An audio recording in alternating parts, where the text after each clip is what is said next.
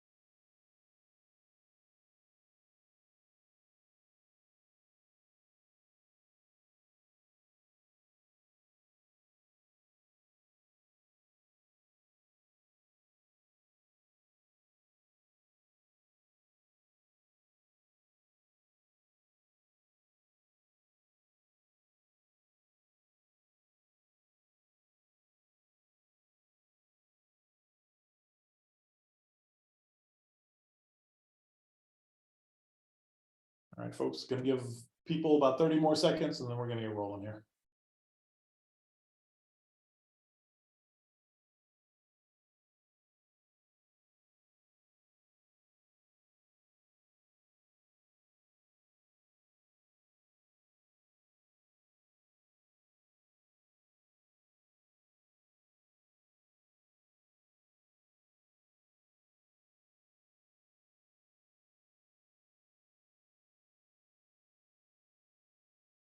All right, so welcome to this afternoon's presentation from IARC Solutions. I'm Jeff Hinkle. I'll be your host for this fun event. We're going to be talking about navigating the ins and outs of patching Oracle's EPM software stack. And without further ado, let's get started. We got some other upcoming webinars that I just want to give you guys a heads up about. We'll do an AWS versus OCI 2023 update. This is of a webinar we did a little over a year ago. So we'll revisit that. We'll also be revisiting the Azure versus OCI topic, kind of compare the two hosting services, so you get a feel for maybe where you want to move your environment if you're still on-prem and thinking about cloud. We're going to talk also this year about using Oracle Cloud Infrastructure for disaster recovery. There's a couple different options you can do there, and we'll navigate folks through that. And then we'll also talk about using Oracle Cloud Infrastructure for one-off environments, whether that's a small development environment or a sandbox to try things, you know, maybe a place to apply patches before you move them into your real world. We'll kind of go through the benefits of that.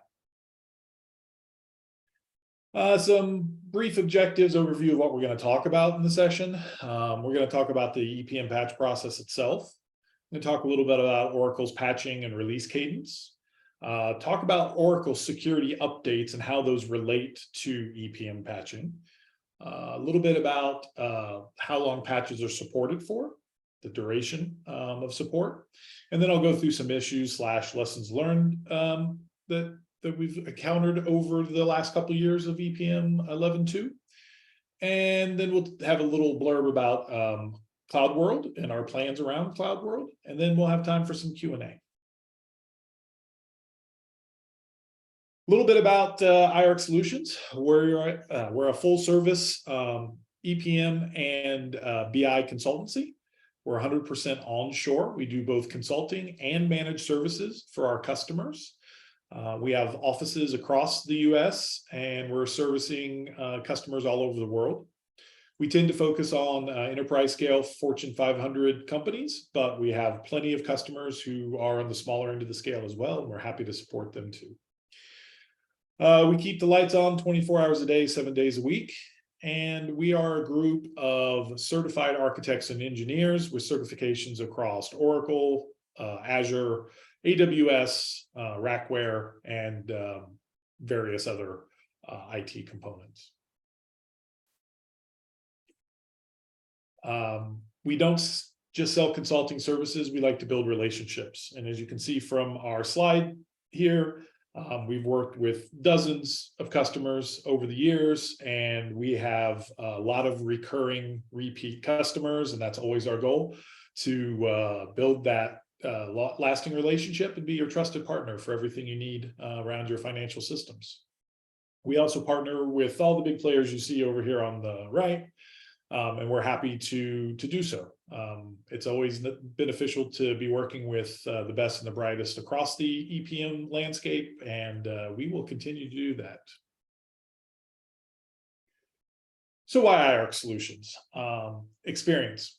Everybody that is in this team has been working with the EPM suite for 10 years plus. I myself have been in the field for going on 25 years now, although it hurts to say that. I have the lack of hair to show for it. We are all certified experts in OCI and migrations. We have even started within the last year and a half, 2 years, leveraging Rackware to help on-prem to cloud migrations go even smoother. We're constantly being subcontracted to various partners, as I mentioned in the previous slide, to help with the EPM Hyperion Essbase infrastructure side of the house. Soup to nuts, we do it all. We can help you with the pre-sales process. We can help you with the architecture, implementation, and then post-project support. So there's not much that we don't do in this space. It's what we do. It's what we've been doing for a long time. And as the last bullet point points out, sometimes we even write the instructions, especially when they're not clear from vendor documentation. We're more than happy to clarify that. You can, do things like monitor our webpage and our blog to see the things we stumble across on a week over week or month over month basis. All right, let's get to the nitty and gritty of the actual presentation. So what is Oracle's EPM patch process? So if you're still on 11.124 or earlier, you're probably aware of the way Oracle used to do patching, which was to release one-off patches for all of the products in the various stack. So what I mean by that is you might get a patch number, 11.124.700 for HFM, and planning would have .703, and FR would have .712, and you applied all these different patches to your products that you had in your environment, and it was kind of a hodgepodge and a real hassle to keep track of what was what, and then to promote them through multiple environments. If you have dev, test, QA, production, it got to be pretty interesting. And I still have big spreadsheets of patch tracking spreadsheets for customers that go across multiple environments. And that in itself was kind of an exercise to build and maintain. And when it came to framework, what I'll call framework or middleware patches, it was the same boat. You'd find one-off patches you needed to do for OHS or WebLogic, and heaven forbid you wanted to update the Java version, you ran into some real challenges there. In 11.2, what now Oracle has done is they've standardized the patch process to some degree. Patches are now bundle patches. So in a bundle patch, what you get is all of the patches pushed together. So when you apply a bundle patch, so let's say you're on EPM 11.2.8 and you want to go to 11.2.9, 10, 11, 12, 13, or 14, which is the latest, you can download your desired patch set and you apply it either via shell script or a PowerShell, which I'll get into more detail here later. And it will apply the patches for the products that are detected in your environment. So it'll patch HFM for you, it'll patch Essbase, FDME, whatever the product is. And then in addition to that, it will apply the necessary framework updates. So you're getting your WebLogic patching, your Java patching, ADF, all those subcomponents all at the same time. Now you can do some things to only apply the EPM patches or only apply a certain framework patch with the command line interface. But as a general rule of thumb, if you're patching, you're patching. So you want to apply the whole set. You're basically patching, /Oracle/middleware. And that's the way this works. So it is a massive improvement on, looking for 12 products and patches under Oracle support. and finding the ones you need and making sure they all talk to each other. At least with the bundle patch, you should be guaranteed that these have all been tested to work in relationship to one another.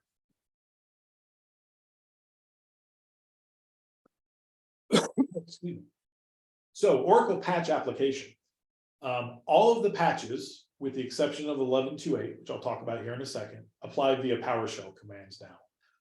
So on Windows, it's a PS1 command, and on Linux, it's just a shell command, but it's a shell either way. And then all of the patches also have a -verify option to use, which allows you to run the patch in your environment and ensure there are no conflicts prior to actually touching the product suite.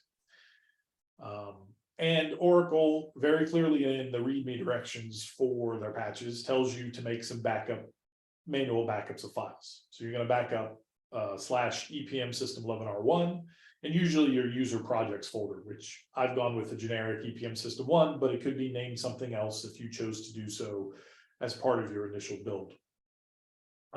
Before I go off this slide, I'm going to spend a little bit of time talking about why I said with the exception of 11.2.8. If you are on a version prior to EPM 11.2.8, you have to get up to 11.2.8 prior to going to any patch after that right now. So that would be 9, 10, 11, 12, 13, or 14. Once you're on 11.2.8, you can jump to whichever the patches you want. So if you're on 11.2.8, you can go right to 14. Or you could go to 9 or 10, etc. But it's important to note that 11.2.8 is a kind of midpoint in the EPM offering that if you're not already there, you got to jump through some hoops to get there. And if you're planning on building a new system right out of the gate, you pretty much want to start with 11.2.8 and then patch up from that point. So as I mentioned, EPM 11.2.8 is a full version install. So what that really means is, let's say I'm on 11.2.4 or 5, you're going to have to download 11.2.8. You're going to install it over the top of your existing build.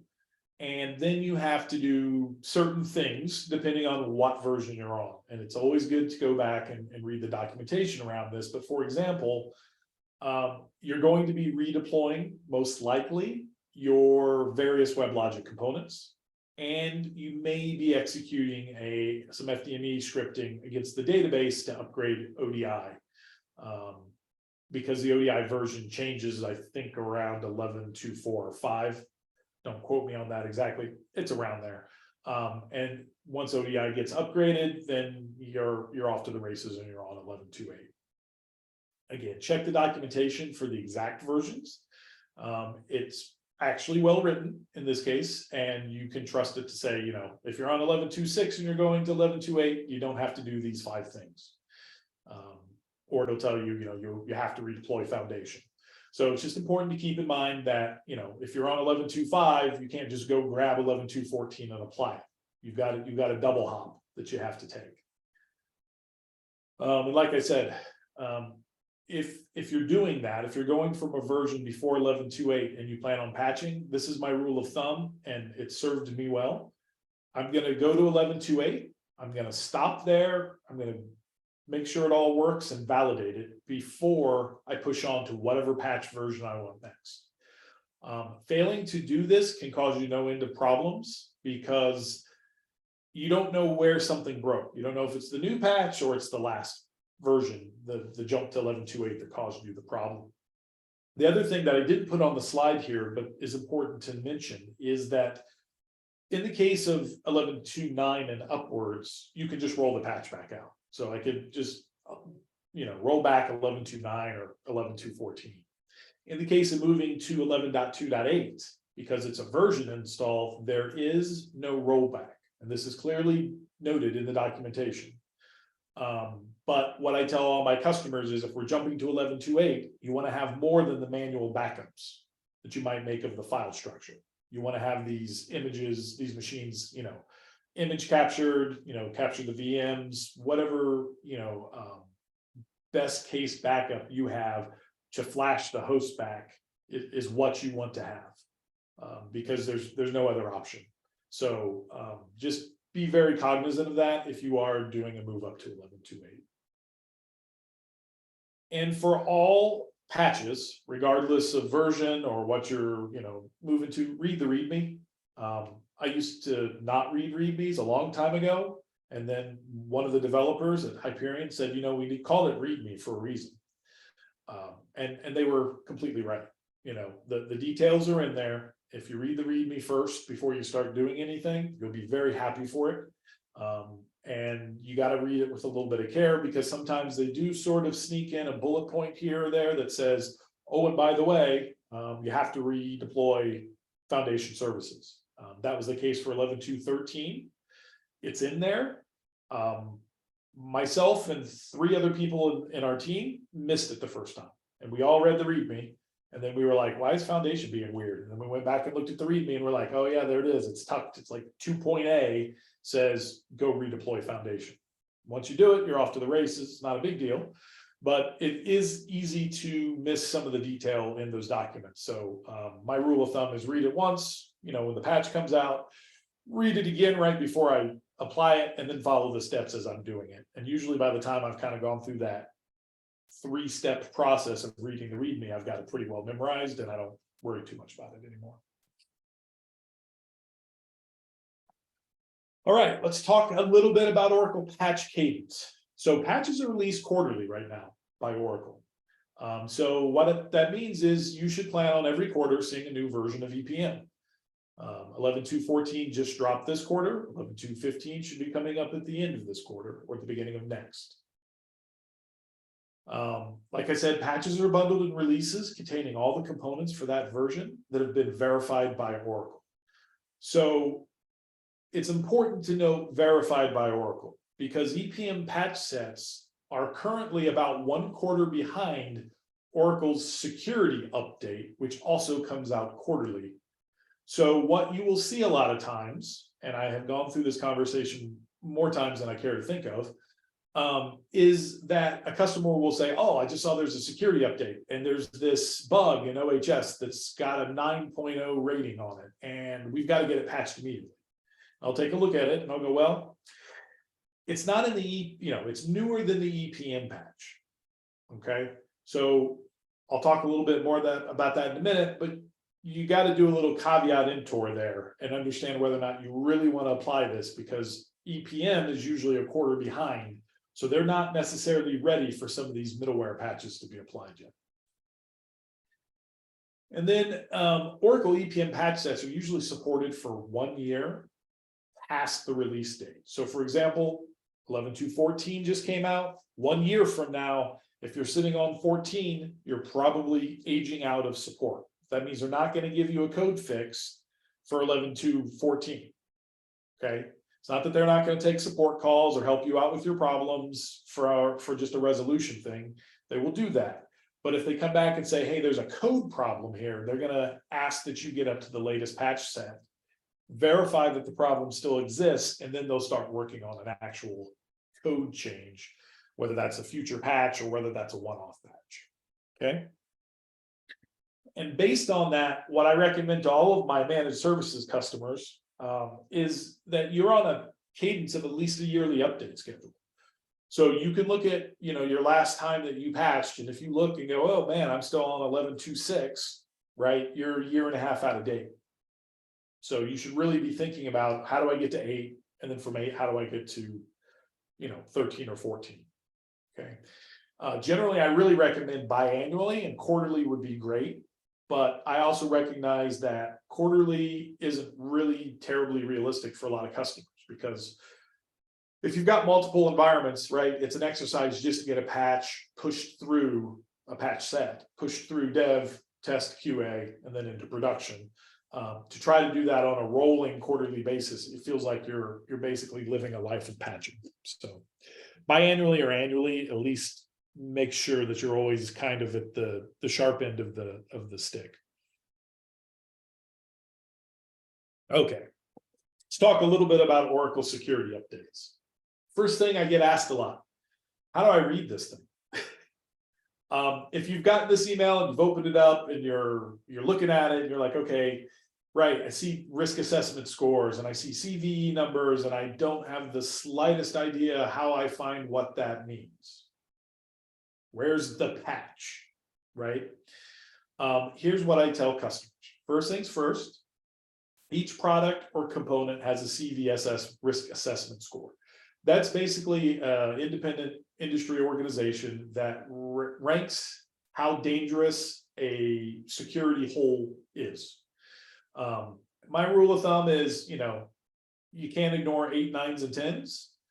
And, you get to the 5, 6s, and 7s, you can probably take a deep breath and plan on when to implement it, right? Everybody's security team will differ on that. That's just my personal opinion that, I see things in the 8, 9s, and 10s, like the log4js we had a year and a half ago, 2 years ago. You're just going to have to jump on. But some of these other ones aren't quite as critical, okay? Each line for each product has a CVE number to use in Oracle support to find the documentation map.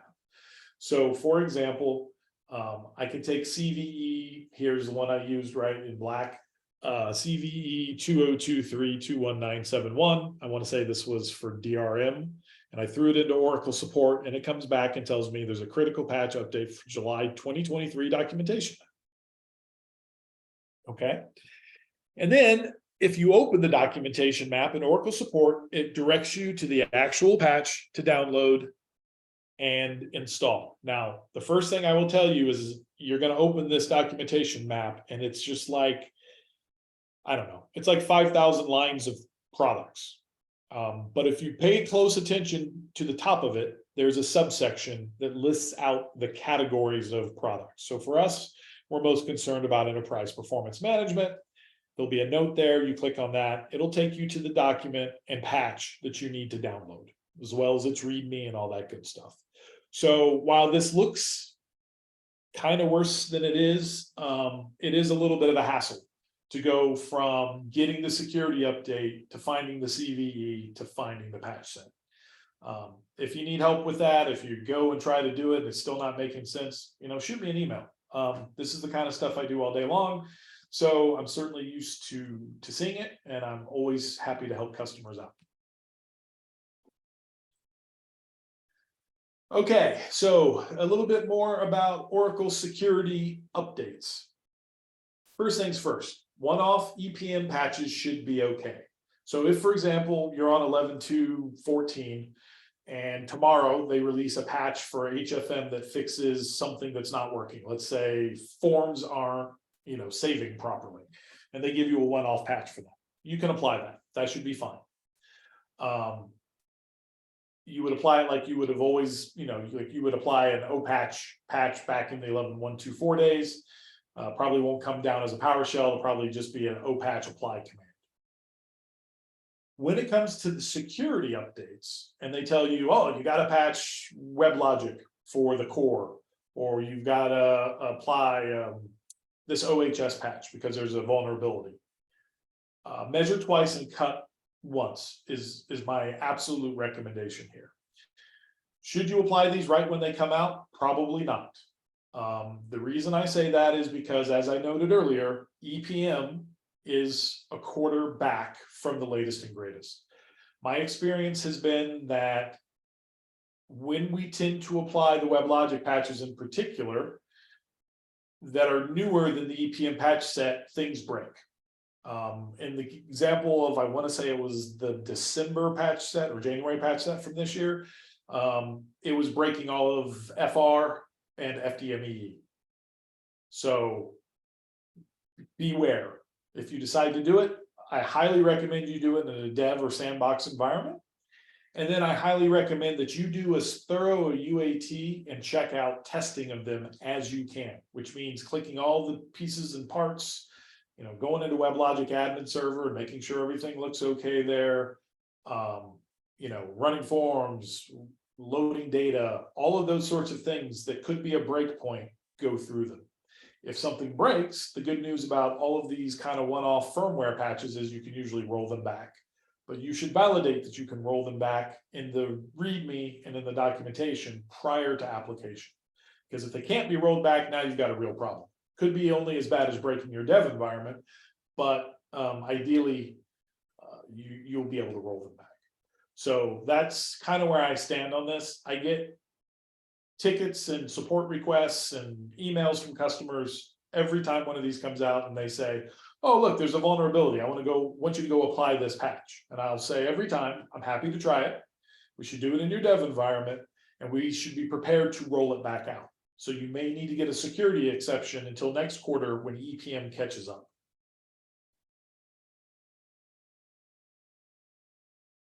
All right, now let's talk about some issues and some lessons learned. First things first, if you're patching from an early version of 11.2, so let's say you're on 11.2.4 or 11.2.5, 3, whatever. And you have to go up to 11.2.8 first. The biggest thing I've run into, well, there's a couple things, is first watch out for OHS. When you go to install the 11.2.8 version, make sure you expand Foundation and then the part that says web server, right, where OHS is nested under. A lot of times what you will see there is it'll be grayed out, and next to it, or if you highlight it or try to click it, it'll give you this null Win64 error at the bottom of the screen. What that's telling you is it's actually expecting to find the media for OHS, not where Oracle has packaged it in the downloads, but under a folder called null/Win64. If you proceed with the install and don't remedy this, what'll happen is when you go to reconfigure your environment, it's gonna pretty much whack your web server. And now you don't really have OHS, and you certainly don't have an upgraded OHS. So that could be a big problem. I've run into this, I think, twice now, and ran into it once, didn't realize I ran into it, and flashed the drives back and fixed it.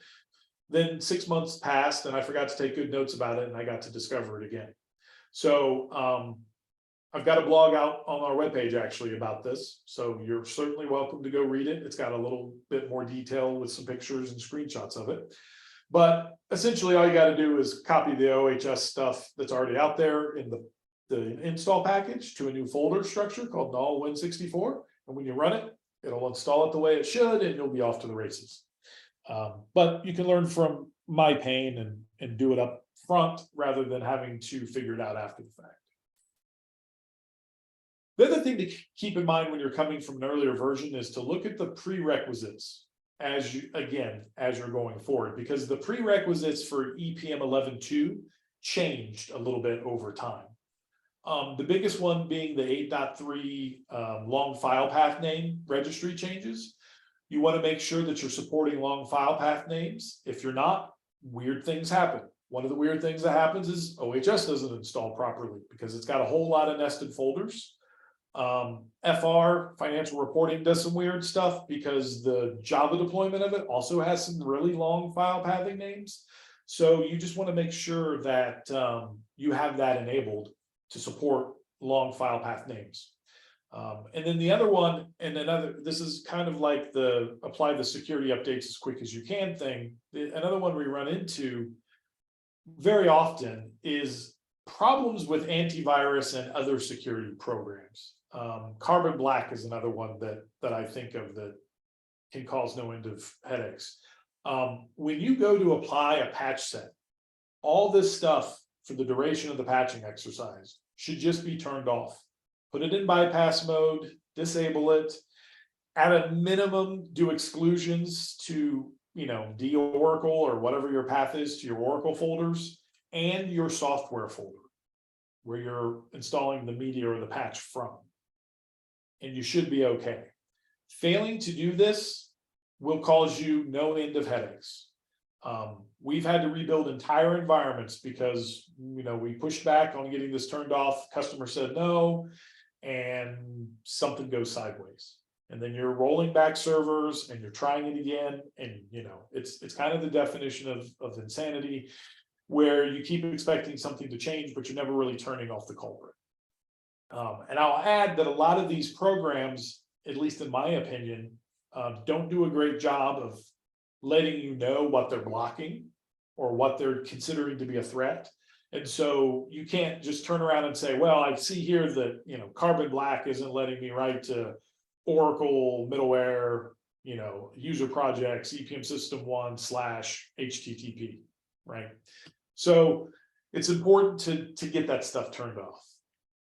And as I mentioned earlier, you want to make a manual backup of any key files or folders that you might have. So I've gone a couple different ways with this myself. As I mentioned a few slides back, you can zip up just EPM system 11R1, and you can zip up user projects. Lately, drives being so big these days, and I usually have tons of space anymore, I'm kind of just 7-zipping up Oracle itself and just having a copy sitting there. And I can go inside underneath Oracle and get whatever I need out of that zip. You may not have enough space to do that, and I get that's kind of a lengthy process too. But at the end of the day, I feel better about having everything. Some of the things that will get overwritten: key stores with your certificates loaded in them. So if you're doing anything with SSL, as I noted earlier, Java is one of the things that's going to get patched. So if you're still using, the CA certs key store underneath Java JRE security lib, wherever it lives, somewhere around there, that'll get overwritten. So you got to make sure you're ready and able to copy those key store files back. Or you could rebuild them, but you probably don't want to do that because you're not expecting it. And then I've had some other one-off type of files get overwritten in these kind of upgrades. So again, having a file backup can be helpful. I've had pretty good success really with this not happening too much, but there are weird things that happen. You could find that your SBase config gets overwritten and now all your tuning values are gone or something like that. I haven't seen that one explicitly, but it wouldn't surprise me if something like that happened. So again, having a backup saves you from worrying about that. Okay. And while we're here talking, I'll do one more little bit of sales fun. We're going to be at Oracle Cloud World this year with a booth. It's going to be fully staffed. We're excited to see people. We're excited to hear about your use cases and your success stories, get some training, and just have an all-around good time. There's registration information in the link when we share the deck. And it's from September 18th to 21st. So we would love to have you stop by the booth and get to talk to you there. And we can answer all your various cloud or EPM related questions. And with that, I would like to open up the session to Q&A. So if you have a question, please feel free to type it in the chat and we'll take it from there. Okay. Do you recommend modifying the configure OS properties file to only apply the specific patches or just let OPatch run? It's a good question. So I kind of alluded to this. It's in the README. You can modify the properties file that comes with the bundle patches to only apply the specific products that are in your environment. And it's perfectly fine to do that if that's your preference. I myself find that to be like an extra step. I just fire the thing off and it comes back and tells me, what it's going to apply.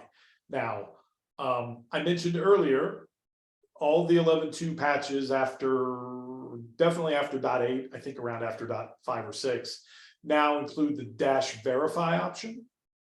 And I always run -verify because not only will -verify tell you that the patch set's safe for your environment, it will also let you know what it's applying. So in other words, you'll get a line item comment that says not applying HFM because it's a planning environment, right? There's no HFM there. So it already kind of does that validation for you. But if you see that it's going to apply something that you think doesn't make sense, then you could always go to the properties file and comment it out. But the verify is something I highly recommend that folks use to make sure that you're applying what you think you're applying, before you do any damage. Again, it's that measure twice, cut once kind of concept for patching.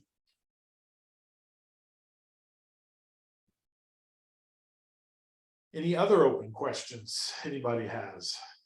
Happy to answer them, even if it's not patching.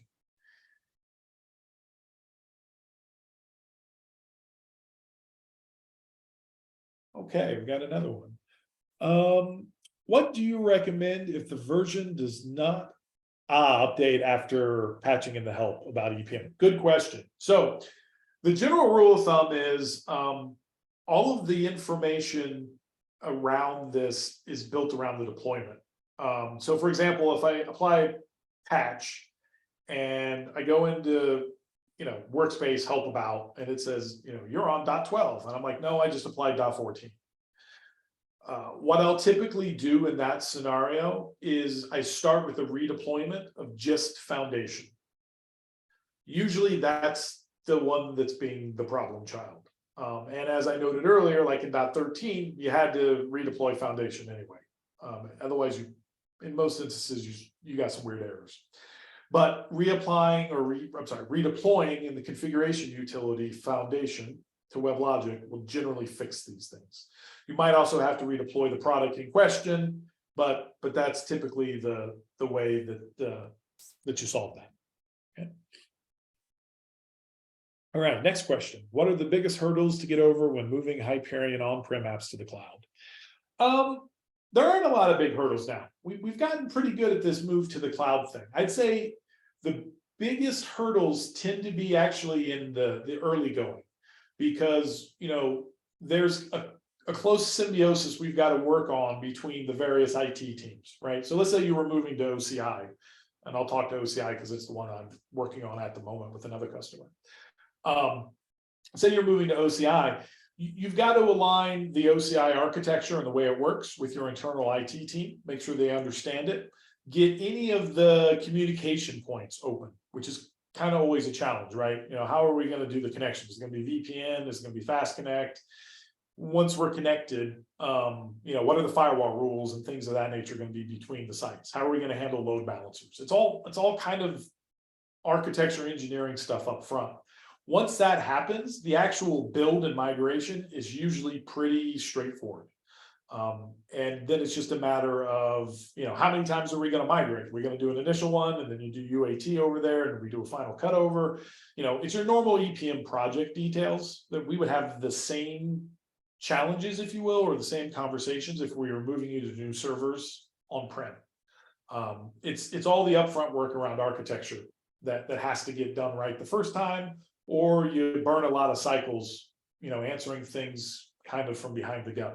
So the opening architecture sessions are very important. All right, next one. For custom Java properties of the deployed component services, like the initial memory size, for example, is a process improved in patching, or do you still need to go back and reapply the desired settings? Good question.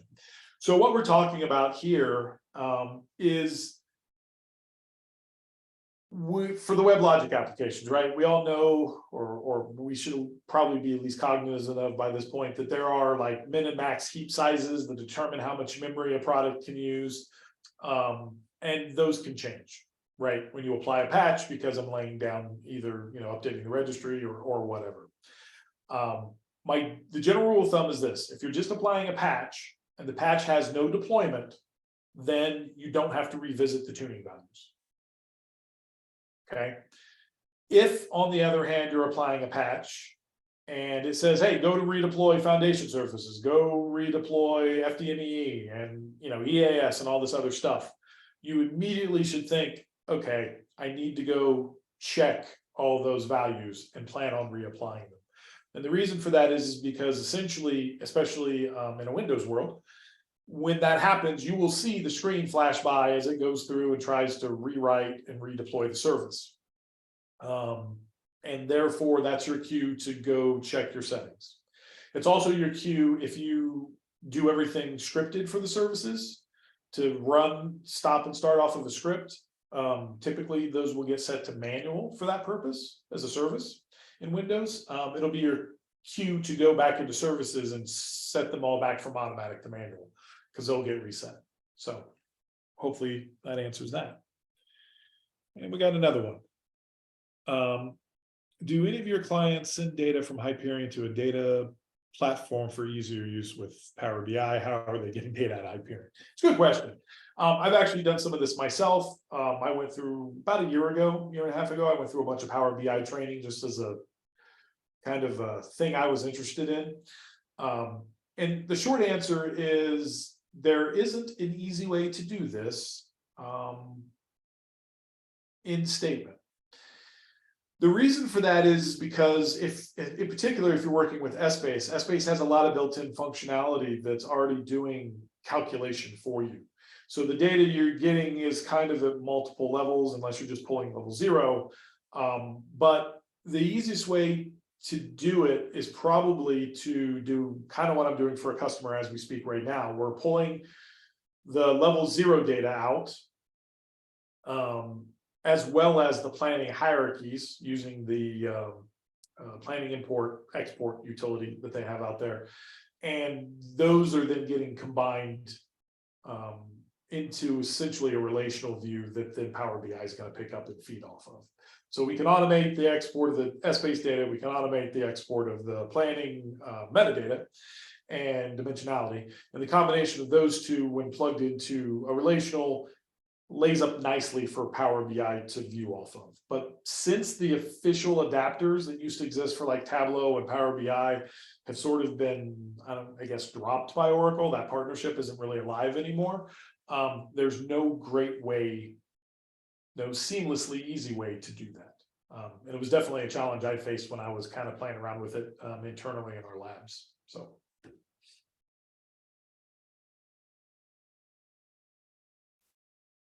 Okay, any other questions? I'll leave it open for another minute or so. But if not, I do appreciate everyone for attending. I do hope that you come and join us at Cloud World. We'd love to see you. And if you have any questions you didn't want to ask here, you are welcome to email me, reach out, and I'd be happy to answer them. Oh, we did get another one. If we're interested in a patch review, can you help with that? Absolutely. If you'd like a patch review, feel free to email me at my email down here, and I can work with you to get that arranged. We look at patches and review of levels of patches for customers all day long. It's what we do for all of our managed services customers. So we're very versed in helping out around patching.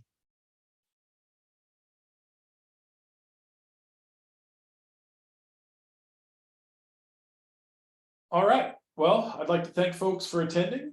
With that, I think we'll be ending the webinar. If you did have a question, again, you didn't want to ask here, or maybe needs a more detailed conversation, feel free to email me. Always happy to help out all of our customers and partners out there. So have a great rest of your day. Enjoy what's left of hopefully your lunch. And I appreciate everybody.